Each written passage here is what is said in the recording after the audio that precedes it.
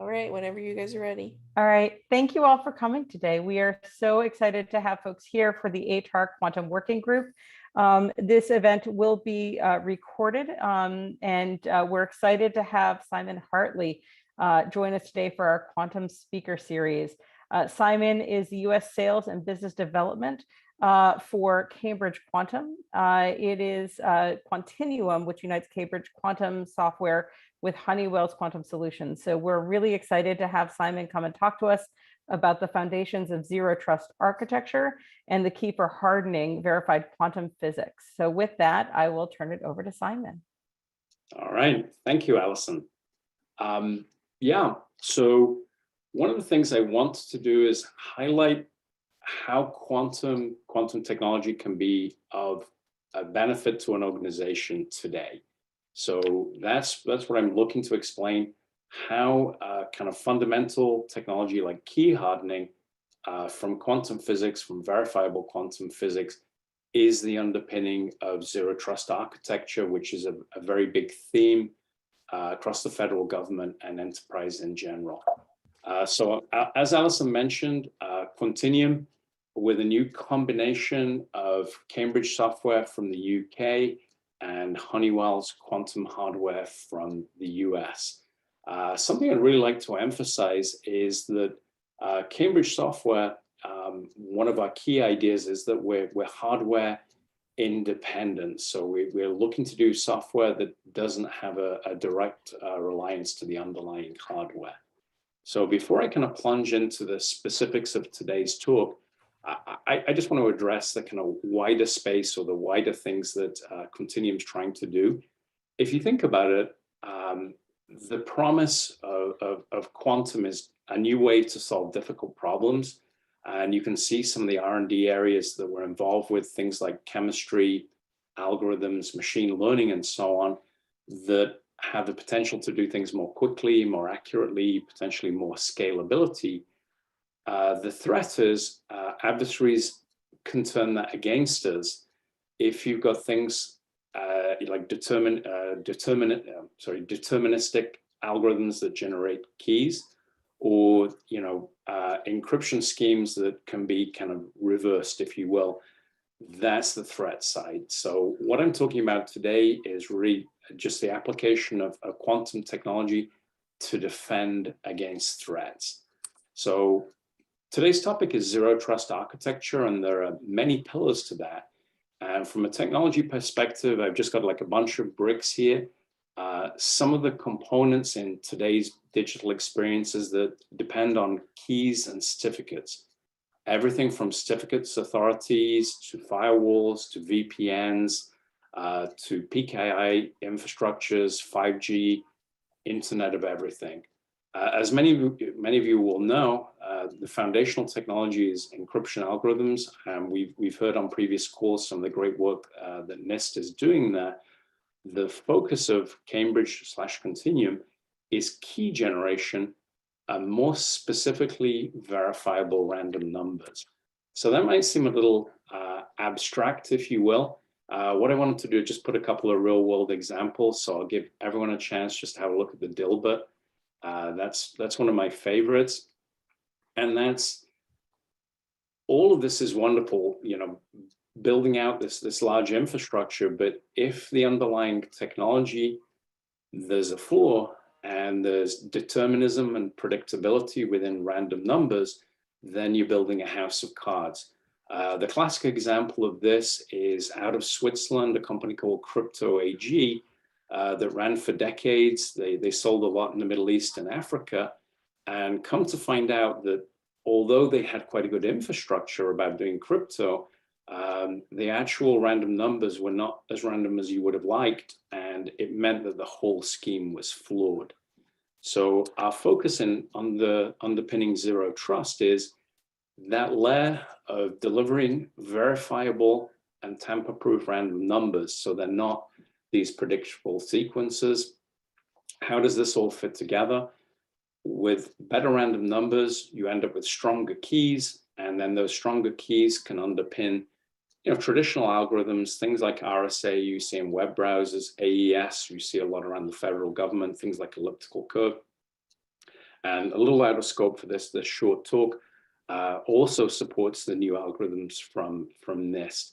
So within Zero Trust, technically this is the pillars of network security and data security, but ultimately we're doing this in order to protect users, protect devices, and protect networks.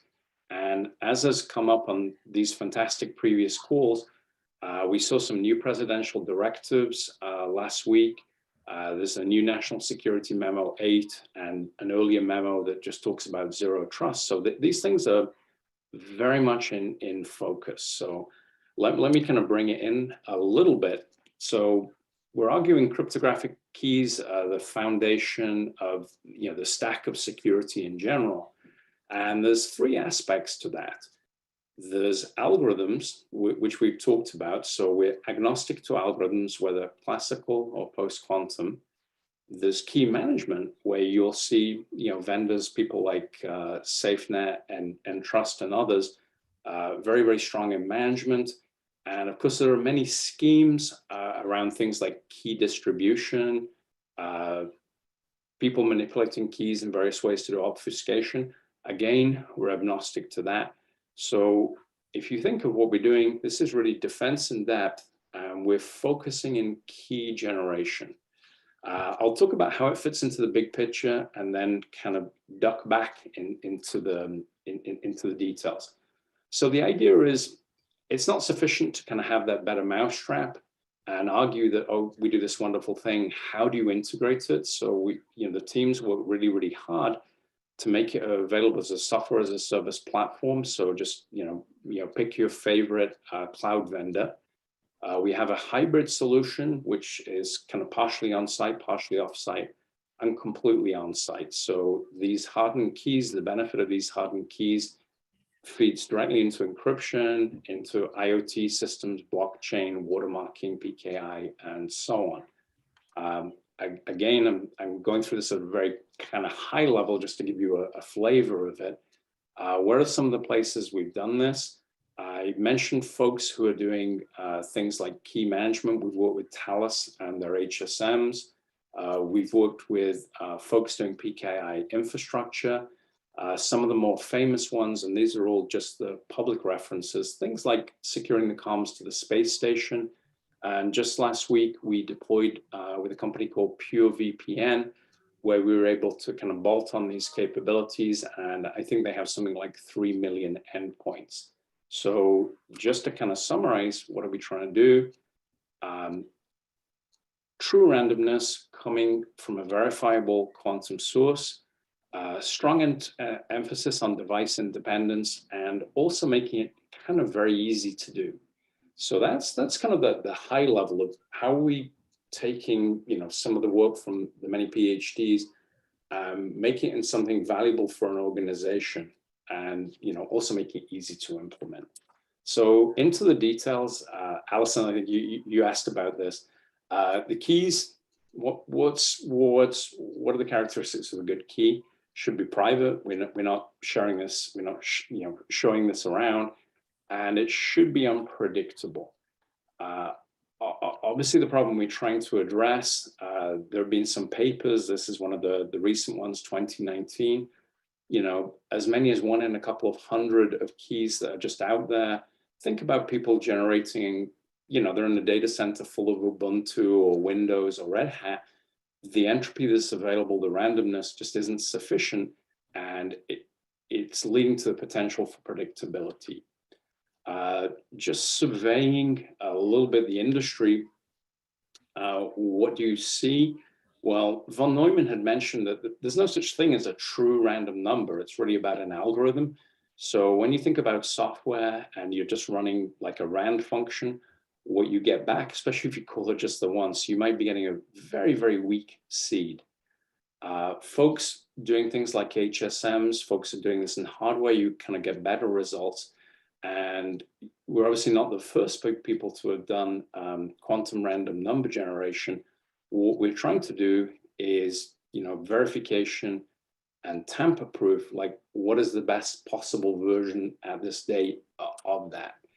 So one of the things we looked at, and this is an independent scientific paper, it's looking at one of the earlier versions of quantum random numbers generation. And what we saw is early on, there was a lot of promise, but as new surveys, new test results have come in, it wasn't as random as was predicted. And some of this is really just the physics of it. You know, what are the characteristics of the mirror, the laser beam, the temperature, pressure, all these kinds of factors that in some senses, it was a little bit like the early, the early mainframe computers. When I came up as a small child, you had to write everything in assembler to write 8-bit games. There was a lot of dependency on hardware.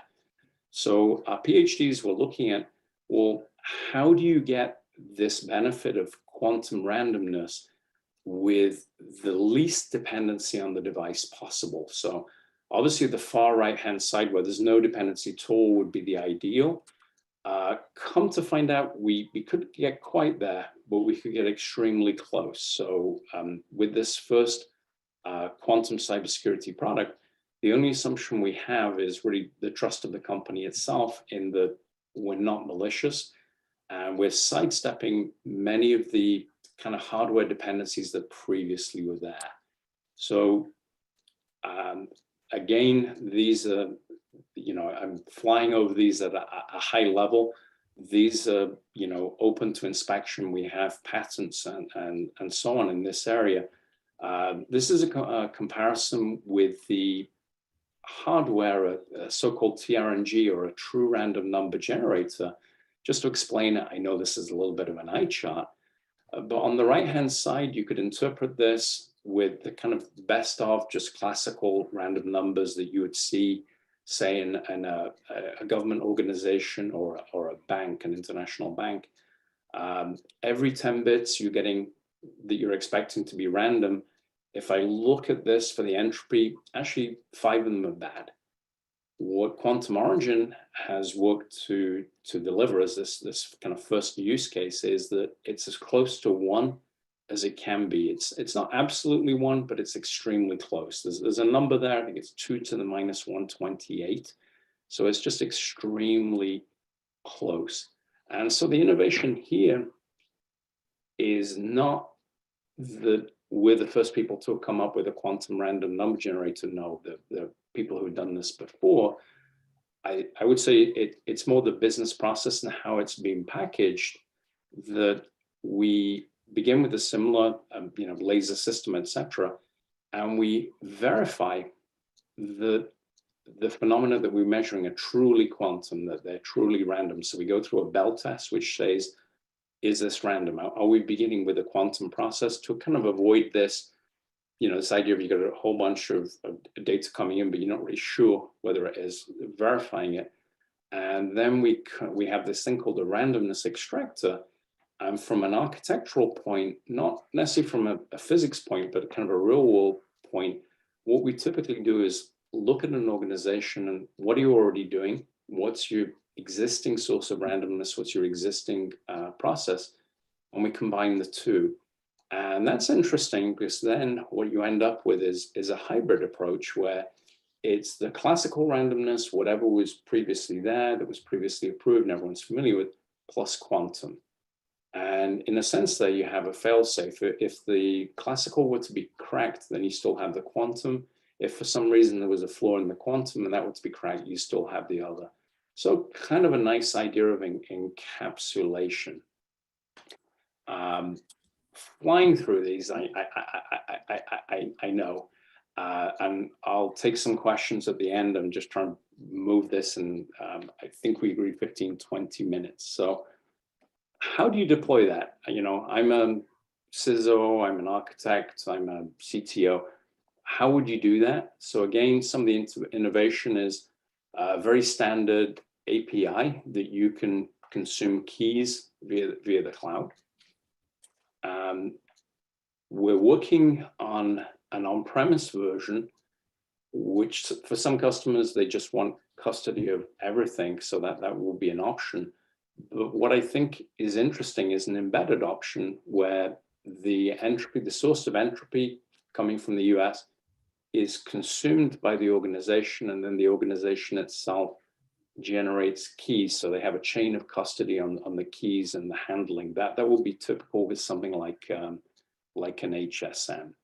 So just to kind of wrap this up, and I know I've covered a lot of ground, we're not trying to solve everything.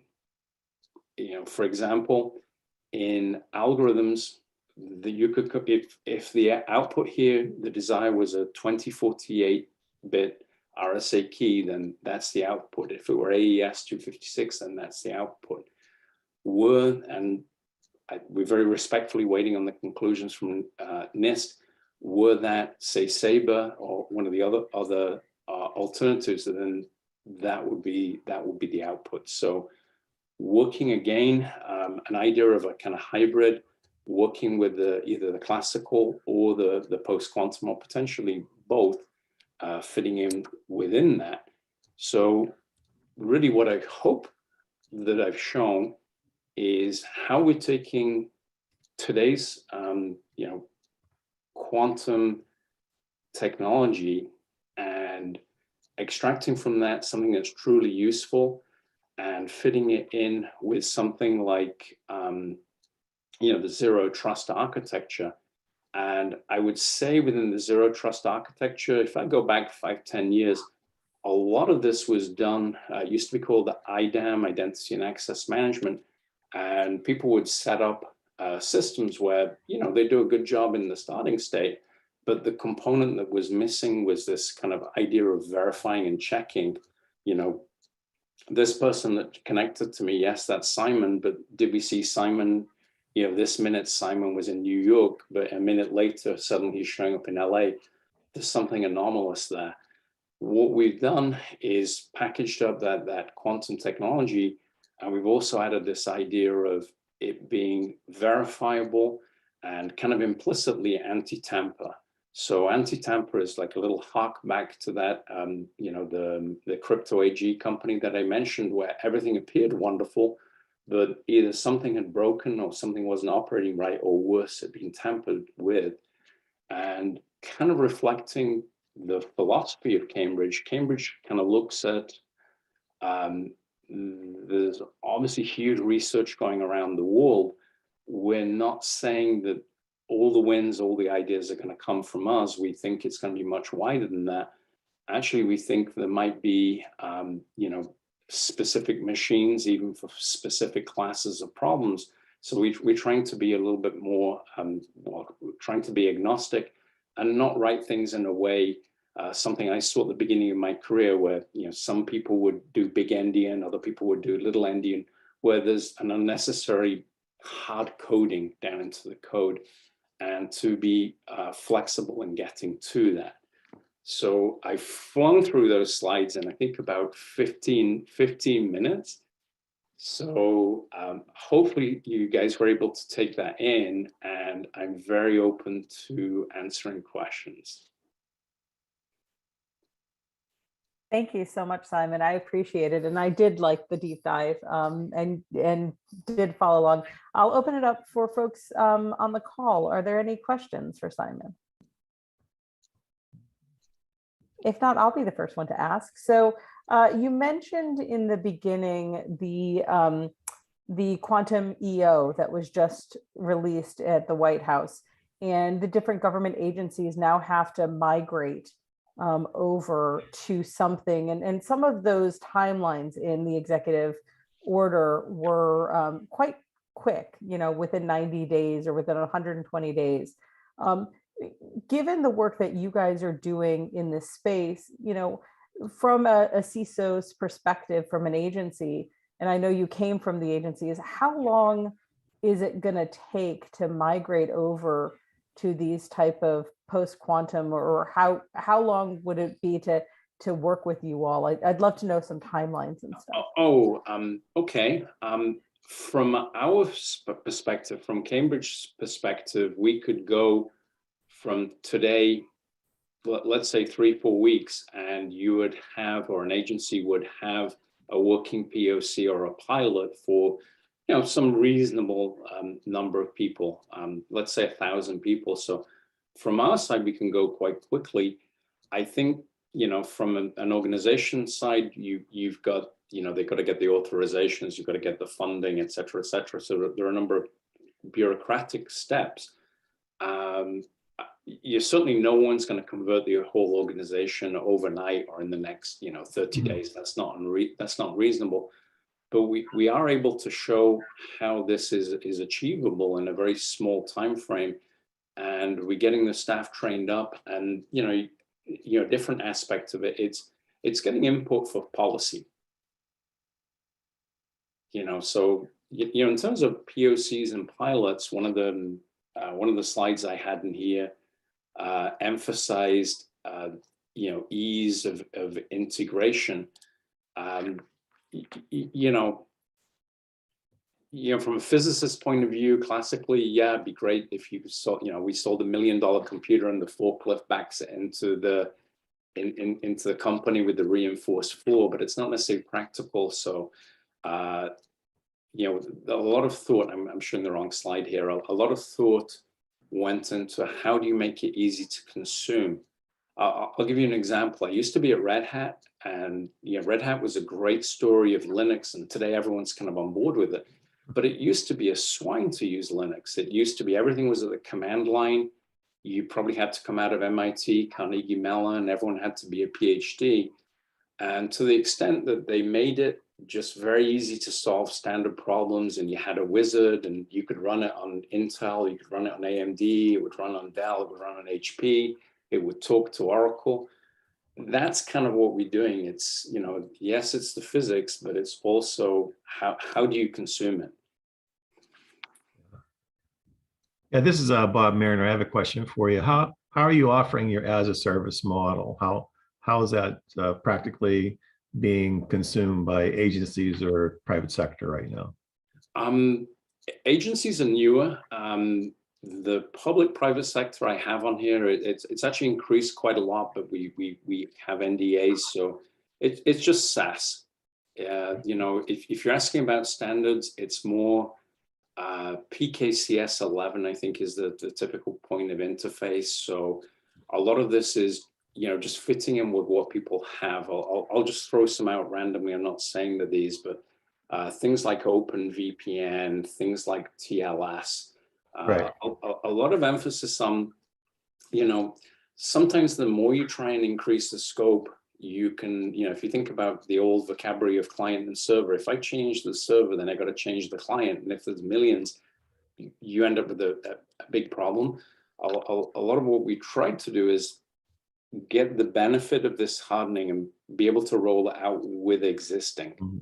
So it's a strength or a weakness, depending on how you look at it. So certainly in terms of keys, we think it's strong, but in order to do this sufficiently, as an organization, you'd likely want to look at management, and you'd want to look at algorithms as well. So right. We're a piece of, like the little CND kind of diagram we had earlier, that we're a piece of that.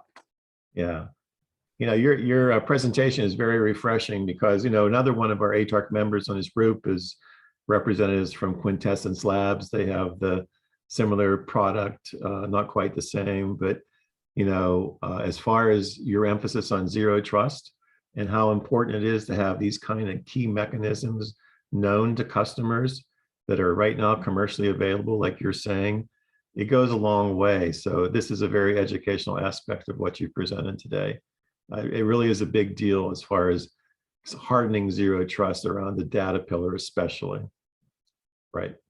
Well, thank you. And that's something we're trying to do with the government. And it's also one of the reasons we're in right. part of ATARC. Like I've been on the other calls, and, right. I'm learning, and we're growing the ecosystem. But, I've seen this before where somebody says, oh yeah, I want to do network security. And, you start looking at their network diagram, and every kind of node on the chart, they're like, well, you need to have another node. And I'm thinking, hang on, I've got 1,000 nodes, so I need to buy 1,000 devices.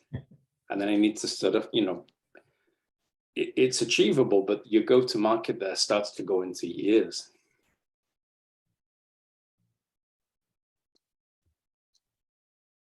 Thank you so much, Simon. Is there another question? Yeah, Simon, I'm Marvin Woods with the FAA. Have you been in contact with our Zero Trust Working Group? Has anyone there talked to you, had any discussions with them? I'm in the Zero Trust Working Group, but I haven't talked to the FAA. So I've talked to a few people over there, folks like CISA, who liked the approach and liked that we were trying to fit in with what they were asking rather than do something different. But no, I'd be very happy to follow up with them. As a pilot myself, I really want that system to be secure. Okay, if you could put your contact in the chat or just have it forwarded to me, that marvin.woods@faa.gov, and I'll get it to I'll get that to our Zero Trust Working Group. Absolutely, Marvin. I'd be happy to follow up on that. Okay, thanks. We have about 2 minutes left. First of all, I want to thank Simon again for the insightful conversation today.